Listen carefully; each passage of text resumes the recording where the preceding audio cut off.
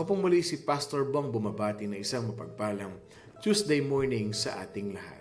And our verse for today will be coming from the book of 2 Chronicles chapter 20, verse 29 to 30. When all the surrounding kingdoms heard that the Lord himself had fought against the enemies of Israel, the fear of God came over them. So Jehoshaphat's kingdom was at peace, for his God had given him rest on every side. Again, 2 Chronicles 20, 29 to 30, when all the surrounding kingdoms heard that the Lord himself had fought against the enemies of Israel, the fear of God came over them. So Jehoshaphat's kingdom was at peace, for this God had given him rest on every side. Last week, we have talked about fighting the giants of our life, or slaying, or killing, mga kapatid, the giants of our life. What are those giants? There are many giants in life that we really have to fight, not only to fight them, but we have to be determined to bring them down. Because if not, sila ang magbabagsak sa atin. Now, this is another powerful story of King Jehoshaphat. When I was reading the Bible this morning, I saw this very powerful verse, and it really signifies the victory that we have in Jesus, mga kapatid, when we celebrated our 3rd year anniversary. At lahat tayo victorious. Personally, spiritually, ministry-wise, church-wise, family-wise. Nakaka-relate tayo dito. We can relate to the story of King Jehoshaphat. Ganito kasi yan. As I give you the background of this story, mga kapatid, King Jehoshaphat was about, mga kapatid, to be swiped out, to be wiped out, to be killed by many nations that attacked the kingdom that he was ruling that time, ang bayan ng Israel. Bakit natin naintindihan ito? Kasi even at this very moment in time, nangyayari ngayon. Nangyayari ngayon. There are powerful allies that is really attacking Israel nowadays. Pero balikan natin yung context. Those time, the Ammonites, the Moabites, the Canaanites, inatake si King Jehoshaphat. And you know what happened? There were only few compared to the 10,000 that was about to kill them. At iilan lang sila. Hindi sila ganun karami. Alam niyo po, ang ganda ng storya na ito. This is a very powerful story of how the Lord moved in the midst of their battles and they received victory. And then after that victory, comes another victory, blessing after blessing ang nangyari sa bayan ng Israel. Okay, ito yung storya. Okay, nilusob sila. They were trying to really destroy Israel. Killed King Jehoshaphat. Papatayin talaga sila eh. Papatayin. They were about to be executed. Pero anong ginawa ni King Jehoshaphat? Nag-pray siya sa Panginoon. He prayed to God earnestly. He kneeled down to God. Sabi niya, Lord, ang dami nito, Panginoon. Mamamatay kaming lahat. Papaano na yung mga bata? Papaano na yung mga babae? Gagawin nilang alipin to at lahat ng kalalakihan papatayin nila. Sisirain nila ang kaharian mo, Panginoon. And you know what? An angel spoke to Jehoshaphat. Anong sabi ng angel sa kanya? Anong sabi ni Lord sa kanya? Pray and fast. And then he obeyed. He obeyed the Lord God. He declared prayer and fasting in all Judea, mga kapatid, in Judah. Nag-prayer and fasting sila. Ipinanalangin nila sa Panginoon yung mga kalaban. No matter how many they are, no matter how big the enemies are, if you pray, if you fast, and then you will use the 5 stones that David has used when he defeated Goliath, you will use that as well. You will pray, you will fast, You will ask the elders and the deacons to pray and fast for you, for the church, for the celebration. And then what? You bless God. And then what? You became a giant slayer. The fifth stone that you will use is the attitude of a giant slayer. Submissive, disciplined, shouters. Do you think hindi tayo didinggin ng Panginoon Diyos? God heard them. Dalawang stone pa lang ang ginamit nila, prayer and fasting. And you know what happened? Sabi ni Lord, unahin mo yung mga worshiper. Unahin mo yung music team. Ilagay mo sa harap. And the rest is history. If you read the book of 2 Chronicles, what was happened was an angel of the Lord appeared. At lahat ng kalaban nila patay. Naubos lahat ng kalaban nila. And what else? Church, when you ask God for a breakthrough in your life, when you ask God for a breakthrough in your church, for a breakthrough in your ministry, you have to expect the Lord to turn the battles into blessings. If you will remember, just a few months ago, or a few and a half months ago, we were in a battle. Your pastor was in a battle. Our leaders was in a battle. Our church was in a battle. And we were at that point na talagang ibinabagsak ang simbahan, a kingdom of the Lord, and even the servants of the Lord. But we pray. We pray. We stayed intact. We stayed in a spiritual atmosphere. We stayed in a way that we fight with prayer, with fasting, that we were united. Mas lalo pang nakita ng Panginoon yung pagkakaisa, yung pagdadamayan, yung pagmamahalan ng bawat isa. Nagkaroon tayo ng 6 o'clock prayer, nagkaroon tayo ng week of fire, nagkaroon tayo ng prayer and fasting sa mga leaders. And we pray and we pray and we pray. Church, expect the Lord that the battles that we face will be a blessing to us. And we saw it last Sunday. It was a blessing. Sabi nga nung isang kapatid natin kanina ni Ate Susan, sabi niya, there was no negativities. Everything went smooth. Everything went well. Na napakagaang. I know. Many of you noticed that. Lahat kayo napansin ninyo na napakagaang nang nangyari. Napakasarap magpuri. Napakasarap na nakikita mo ang lahat ng mga anak ng Diyos. Nakataas ang kamay, nagwo-worship, kumakanta. At pagtapos nun, nagfe-fellowship sa bawat isa. Church, King Jehoshaphat and his army let God fight their battle for them. They were just looking how the Lord fought for them. And when they went to the battlefield, anong nakita nila? Wala silang ginawa eh. Nanood sila, nakita nila kung paanong kumilos ang Panginoon Diyos sa buhay nila. Kapatid, ganito lang yan. It signifies our life as well. Huwag kang masyadong magpagod. Huwag mo masyadong istresin yung sarili mo. Huwag mo masyadong i-burden yung sarili mo kasi ang dami mong problema, ang dami mong battle. Battle mo sa pamilya, battle mo sa finances, battle mo sa trabaho, battle mo kung saan man sa relationship, battle mo kung saan mang aspeto ng buhay mo. Kapatid, live the battle to God. You pray, you fast, you bless the Lord. You ask someone to pray for you. You be submissive to the authority that God has given you. And you shout victory to God. And God Himself will fight for you. All you have to do is to be still and know that God is working in your life. Marami sa atin napapagod sa buhay. Marami sa atin nahihirapan.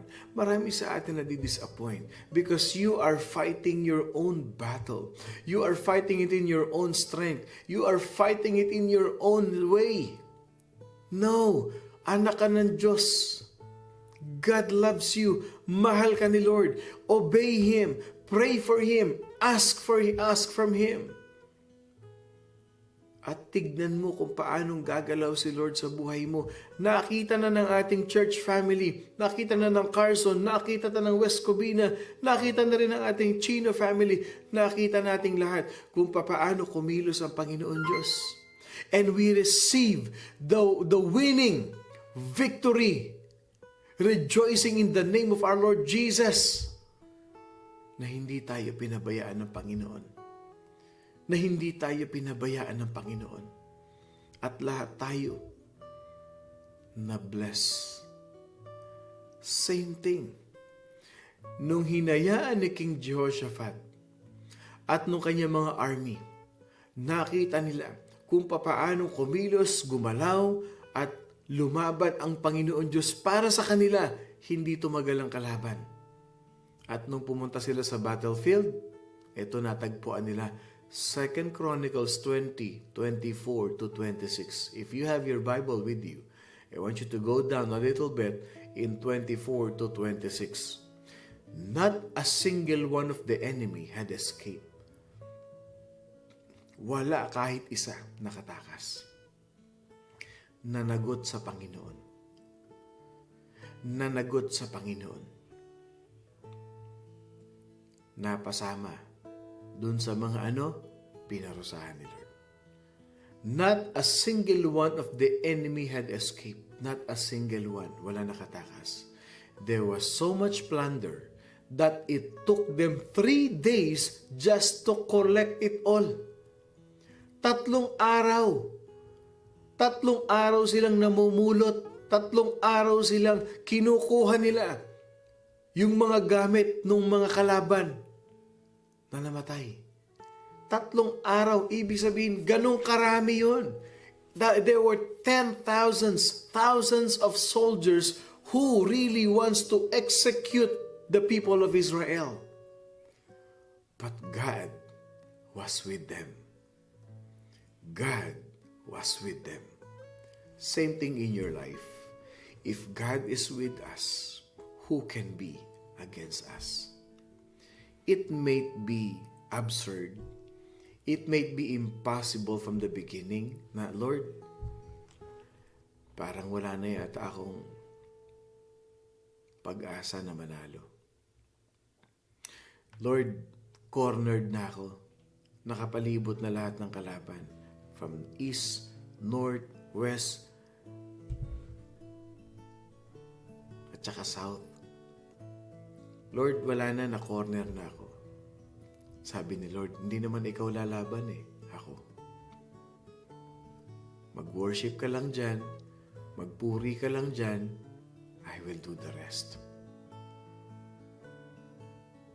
Compared to the number of the enemies that was about to kill King Jehoshaphat and his nation, walang sinabi. Wala po. Tuldok lang sila. Pero tandaan mo kapatid, gaano man kalaki ang problema, gaano man karami ang kalaban, pinakamalaki pa rin ang Diyos natin. He is the biggest because He created everything in His hands. Baka kuko pa lang ng Panginoon Diyos yun, yung dami nila na yun. If God will fight our battles, tandaan mo to kapatid, expect victory in your life. Not a single one of the enemy had escaped. It took them 3 days just to collect everything that the enemy had left. Ito pa, on the 4th day, sa pang-apat na araw, they gathered in the valley of blessing, which got its name that day, because the people praised and thanked the Lord there. Sa ika-4 na araw, tinawag yan na Valley of Blessing. Now, my question to you is this. Do you want to have the Valley of Blessing in your life? Because I will tell you this, God wants you to live your life in your own Valley of Blessing. Ayaw ni Lord na nabubuhay ka ng nasasaktan. Ayaw ni Lord na nabubuhay ka ng nahihirapan. Ayaw ni Lord na nabubuhay ka na puro ka na lang pain, sakit, heartaches, bitterness, jealousy, anger. Ayaw ni Lord because God wants you to live in the valley of blessing. In the valley of blessing where you will praise and you will thank God for all that He has done in your life. But I'll tell you this, though God has prepared for us a valley of blessing, God is looking for what? For faithful people. God is always looking for faithful people. At tandaan ninyo mga kapatid, faithful people are very hard to find. Why? Because faithfulness is the key to blessing and victory. And if you will be faithful to God, if God will see your heart, if God will check your heart, will read your heart that this is my faithful servant. This is my faithful servant that no matter what comes into his life, no matter what comes into his ministry, what matters, what will come in their church, they are faithful to me. They will not fight their battles. They allow me to fight their battles because they are faithful that I know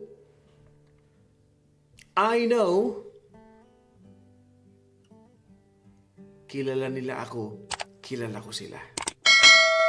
And if we will just faithful to God, no, wag natin silang labanan. Wag natin silang sabayan. Wag natin silang ganyan because may Diyos tayo. May Diyos tayo. Kapatid, may Diyos ka sa buhay mo. You have God in your life. Don't say to yourself that God cannot hear you. Don't say to yourself that God does not sees what you've been going through, that He does not hear what you are going through, what you're praying to Him. He hears you, He sees you, and He feels you. Just have faith. Just have faith. Because God is always looking for faithful people. Yes, faithful people are hard to find, but I'll tell you this, ang Morning Devotion family, we are faithful people. Ang Carson family, ang West Covina family, the entire HCBC family, we are faithful people of God. Kahit anong gawin sa atin, ang Diyos natin faithful. Why? Because we believe that faithfulness is the key to blessing and victory. And church, remember this, when God brings you to that valley of blessing in your life where there is so much abundance, it will take you 3 days to carry off the spoils of war. And you can only live in the valley of blessing when you pray your breakthrough prayer. You pray to God. You use your 4 stones that David has used to defeat Goliath.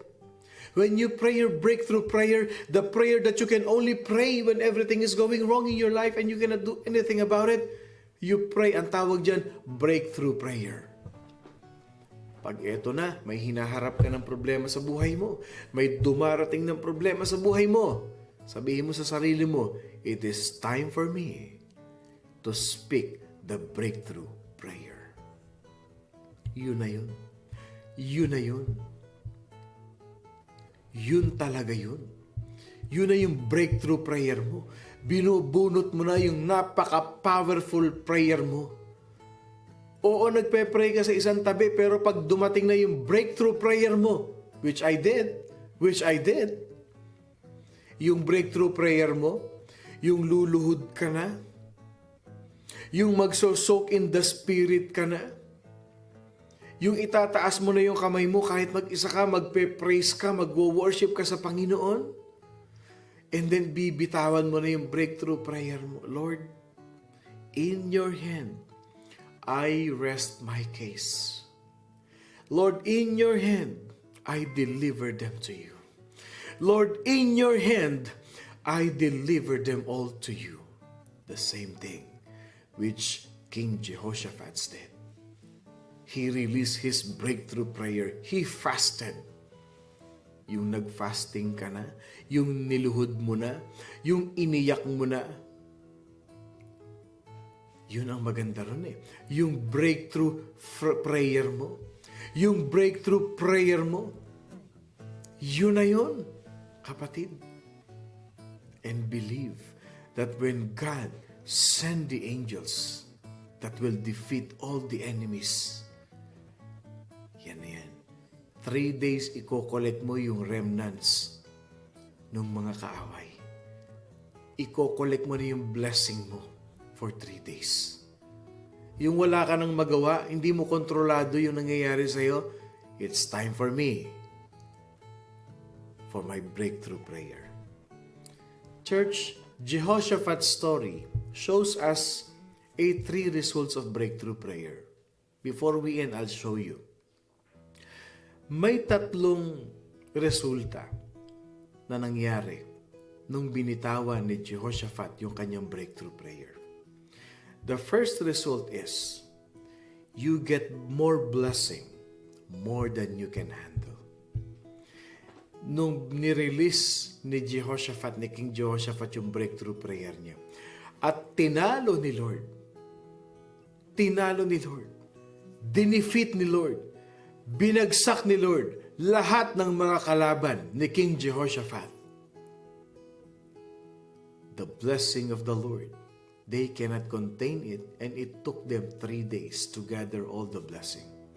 If you're wondering how you're going to know when you've had a breakthrough, kung gusto mong malaman kung gaano karami yung blessing after ng breakthrough prayer mo, huwag kang mag-alala. Malalaman mo rin. Kung binibilang mo na, bibilangin mo rin yung blessing na yan. And you will be amazed. And it will be so amazing that you can only say, God did this. Si Lord ang kumilos nito. Si Lord ang gumawa nito. Ilan sa atin dito, mga kapatid? I'll tell you, just a simple question. Atong tanong sa atin, have you ever experienced na pagtapos ng napakalaking problema, napakalaking pagsubok ng buhay mo, binagsak ni Lord yung blessing sa buhay mo, at hindi mo mabilang yung binigay ni Lord sa iyo? Countless, endless, continuous blessing sa buhay mo. Ilan sa atin dito naka-experience niyan?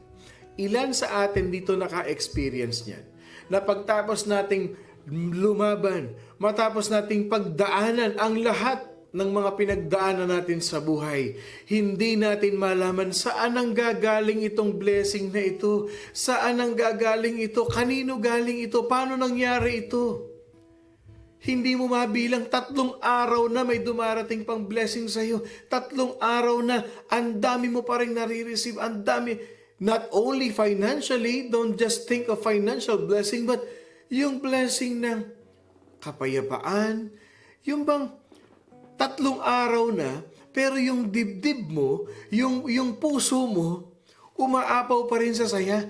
1 linggo na, sobrang thankful ka pa, sobrang joyful ka pa, sobrang peace ka pa, kasi hindi mo makontain. Hindi mo malaman, Lord, papaano ko gumaling? Maraming tao hindi nakakaligtas dito. Paano mo ko pinagaling ng ganito? Lord, walang-wala ako, pero paano mo binigay sa akin to lahat? Paano ko na-achieve to, Lord? Sa tingin ko naman, hindi ako makakapasa. Lord, I know nag-aral ako. Pero hindi lang naman, hindi ito yung ina-expect ko, pero you are giving me more than what I am expecting. More than what I have expected, binigay mo, Panginoon. Lord, ang sabi ko, Lord, simpleng anniversary lang. Pero ang binigay mo sa amin, Panginoon, napaka-victorious anniversary. Ilan sa atin, ang dami ko nakita nag-amen. You know why? Because you became faithful to God. Because you became faithful to God. And God is looking for faithful people. Because faithful people are hard to find. Yung time na nakipag-bargain ka, Lord, I am praying, Lord God, ikaw na po ang bahala. My faith is in you, Lord. Yun ang first result. You will get more blessing than what you are expecting. Ito maganda. Ito maganda. The second result of breakthrough prayer, mga kapatid. The second result of a breakthrough prayer. Huwag niyong kakalimutan ito. Your love for God grows. Yan ang resulta ng breakthrough prayer. Yung pagmamahal mo sa Panginoon, lumalaki. Yung pagmamahal mo sa Panginoon, tumitibay. Yung pagmamahal mo sa Panginoon, lumalawak, lumalaki, nag-grow nang hindi mo maintindihan. Because when God does amazing things in your life, pag nakita mo kung paano ka pinagaling ni Lord, kung paano ka binless ni Lord, kung paano inayos ni Lord ang buhay mo, lumalago yung pagmamahal mo and you want to worship the Lord more. Ganda. Ang ganda, mga kapatid. Breakthrough prayer. It brings blessing to our life. A breakthrough prayer can grow our love for God. At ang panalangin ko po, lahat ng morning devotion family, lumago kayo sa pagmamahal nyo sa Panginoon Diyos na lagi nyong hanapin ang pag-worship sa Lord. Hanapin yung lagi si Lord. Lagi kayo mag-worship, magpuri lagi sa Panginoon Diyos because you are so amazed with the works of the Lord in your life.